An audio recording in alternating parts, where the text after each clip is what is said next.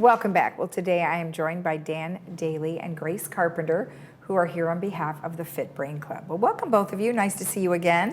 Nice to see you again, Lisa. Thank you. Good, and you know you're always sporting those great glasses, which I love, and you're always sporting a coat. So you guys both look great today. So thank you for participating. So we have another meeting that's coming up, and of course you're always got great subject matters, and unfortunately this is a subject matter that we have to address, because it happens all the time. So it's really unfortunate. So tell me a little bit about the meeting that's coming up. Well, of course, it meets the second Monday of every month. So we're trying to get everyone on track to remember that, the second Monday, in Clubhouse 1, in the art room. And the meeting is free, and refreshments by adapt to it. What's really important about this meeting is it's another life-saving meeting for everyone to attend, because advocacy is so important. Right. We have to stop the elder abuse. Right. And our speakers are fabulous. Karen Rossi from the Council on Aging, and Morgan Paget, Public Law Center. It's a center I went to when I needed, they helped me. After I started here with social services, you know, you have there are steps we can take. Right. And we have to take them. I didn't know it. They say hindsight is 20/20, but after a whole legal case that just ended after 6 years since my husband's passing, I found out I should have Googled everybody.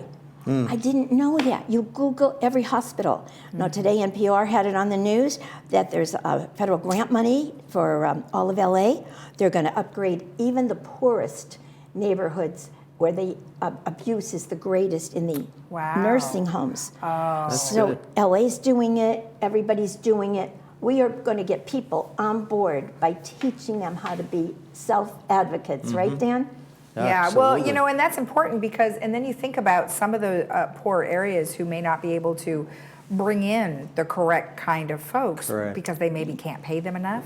And so hopefully with that money, they will attribute that to some bringing on people who may be of a higher educated group, or maybe background checks or whatever the case might be, to prevent that from happening. And that's a really important thing when you say about Google, because there are Yelp reviews, and if somebody is dealing with someone who is not good, there will be Yelp reviews. And I didn't know.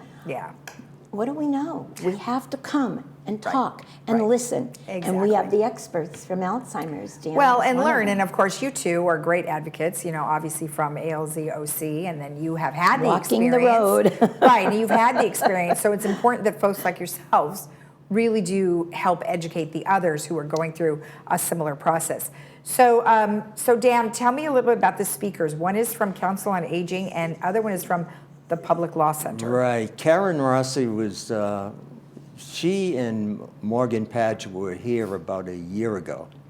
And they generated a lot of interest in elder abuse.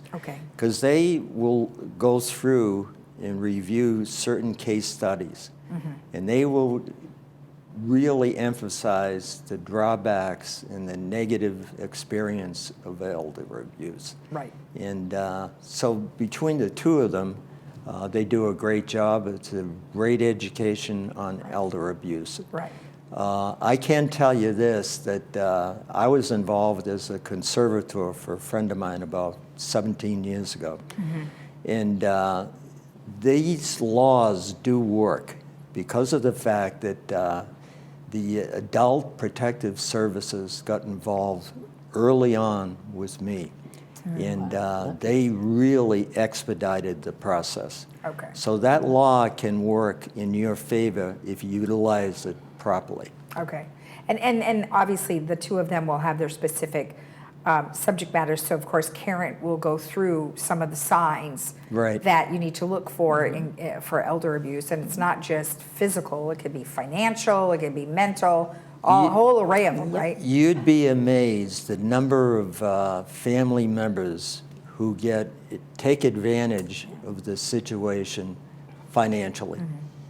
They have easy access, especially if they have any kind of jurisdiction over the checkbook. And that's how they fall victims to temptation. Well, sure. It's, oh, hey, no one's going to know, right? I just take a few $1,000s, and Yeah, you have to be really careful of that. And then, of course, Morgan from the Public Law Center will be able to talk about legalities. Right. I'm assuming if something like that does happen and where to go. And you said yourself that you were involved in a situation that just recently ended. And gosh, that's a long time to be dealing with that after the death of your husband. And a lot of money, and a lot of sadness, division of family members, and tragic.